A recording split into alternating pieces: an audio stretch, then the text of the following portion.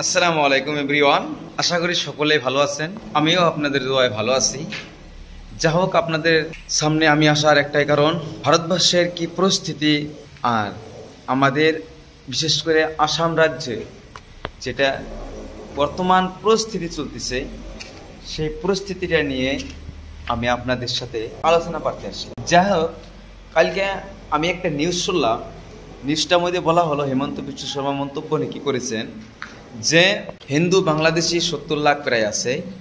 এই 70 লাখ বাংলাদেশিকে হিন্দু ডি ভোটারকে ওরা ভারতের নাগরিকত্ব দিব, শিখ খ্রিস্টান সব জাতির দিব, কিন্তু আপনাদের মুসলমান জাতিকে বাদ। আমি এই কথাটাই বলতে চাই, ওনাকে যদি বাংলাদেশ ডি ভোটার সন্দেহযুক্ত নাগরিককে যদি হিন্দু মানুষ হওয়ার কারণে যদি আপনারা নাগরিকত্ব দিতে পারেন, যাই হোক মুসলমানও ডি ভোটার আছে, মুসলমানে কত বড় ক্ষতি করলো আপনাদের, ওরা নাগরিকত্ব।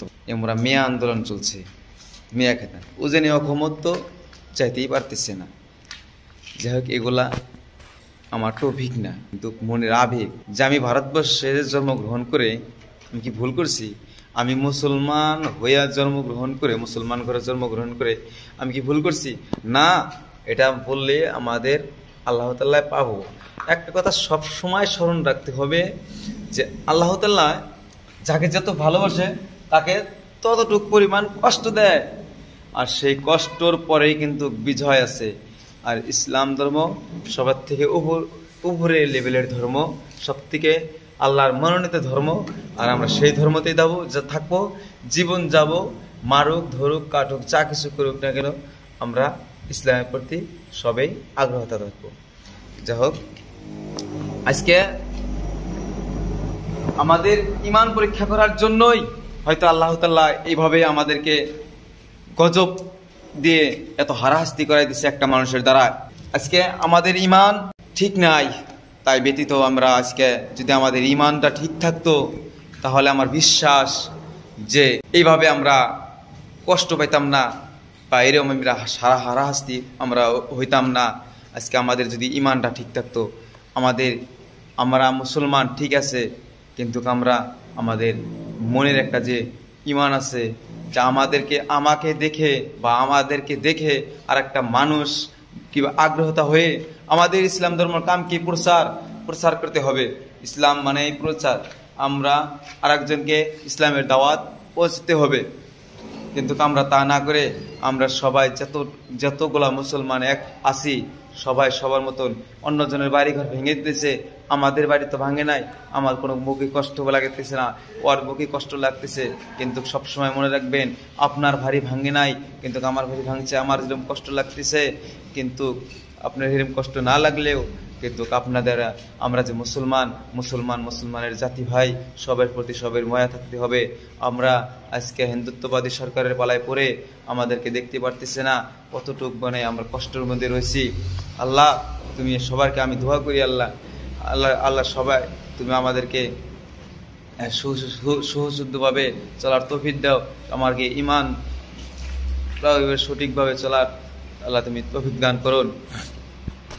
যাই হোক, আমি এগুলাও কি বলবো, এগুলো যদি সারাদিন যদি আপনাদের সাথে কথা বলি, তাও আমার এই কথাগুলো শেষ হবে না। কিন্তু দুঃখের বিষয়, আমরা খেটে খাওয়া মানুষ, কষ্ট করে খাওয়া মানুষ, আমরা দিন মজুরি করে কাজ করে খাই। তারপরে আমরা আসামের বিভিন্ন জায়গায় কাজে যাই। কাজে যাওয়ার পরে অসমীয়া মানুষের হারাহাস্তিতে মার ধরে মেয়ে মানুষ বলে আঘাত করে আমাদেরকে ওখান থেকে তাড়িয়ে দিতে হয়। আমরা কতটুকু কষ্টতে আছি। তাহলে এই কথাগুলো যদি আমরা উল্টা জবাব দিতে চাই, তাহলেও আমাদের কাছে কোনো সুরক্ষিত নাই। সরকার ওনাদের পক্ষে, আমাদের পক্ষে সরকার নাই। এই বিজেপি সরকার এতটুক মুসলমানকে ভালো পায় না, আর জীবনে পাবেও না। আমরা তাই বলি, আমরা আত্মারা যেভাবে হাতে নিয়ে ঘুরতে হয় রাস্তা ভাবে, সেভাবে আমরা মুসলমান অনেকগুলা দেশ আছে, ওনারা কিভাবে রাজধানী করে চলে, আর আমরা মুসলমান হয়ে কিভাবে বন্দি কারাখানায় করে চলতেছি। কিন্তু আসলে কিন্তু আমাদের 51 সনের পর্যন্ত কাগজ আছে। ওনারা নাকি বলছে 1971 সনের 25 মার্চ পর্যন্ত যারা এই কাগজ আছে তারা নাকি ভারতের নাগরিক।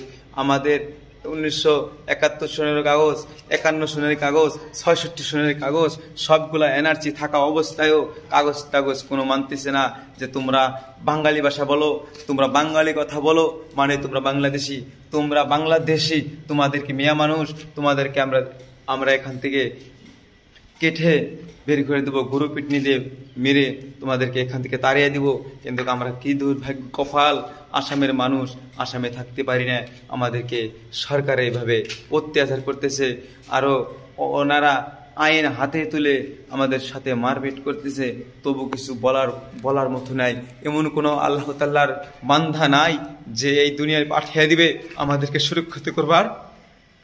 বুক ফেটে কান্না আসবে এই কথাগুলো যদি আপনাদের কাছে বুঝাইতে পারতাম, আমার বুকের ভিতরে কত বেদনা লুকিয়ে আছে, এই কথাগুলো যদি আপনাদের কাছে বলতে পারতাম, তাহলে আমার মনটা আমার কাছে শান্তি পেত। আজকে আমার জাতি ভাইগুলা কত কষ্টতে ভুগতেছে, কাম করা মানুষ আমরা ভাই, খেটে খাওয়া মানুষ। আমি কিন্তু বিল্ডিং এর ভিতরে থাকা অবস্থায় ভিডিওগুলো বানাচ্ছি। কি বলবো, এর সামনে একটা ভালো করে কথা বলবেন, প্রতিবাদ করবেন, আপনাকে ধরে জেলে নিয়ে যাবে।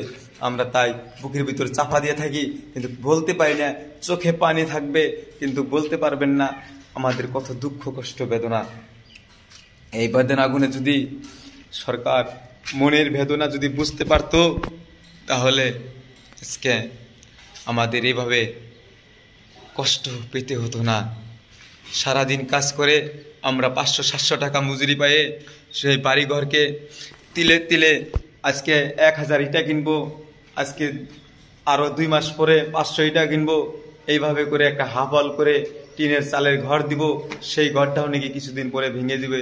আর আমাদের আসামের ধুবড়ী ডিস্ট্রিক্টে, বিশেষ করে আমি ধুবড়ী ডিস্ট্রিক্টের লোক, আসামের ধুবড়ী ডিস্ট্রিক্টে নদীর বুকে বহুতগুলো মাটি ভেঙে যায়। আর ভেঙে যাওয়ার পরে ওই মানুষগুলো আবার অন্য একটা জায়গায় বাসের স্থান নেয়।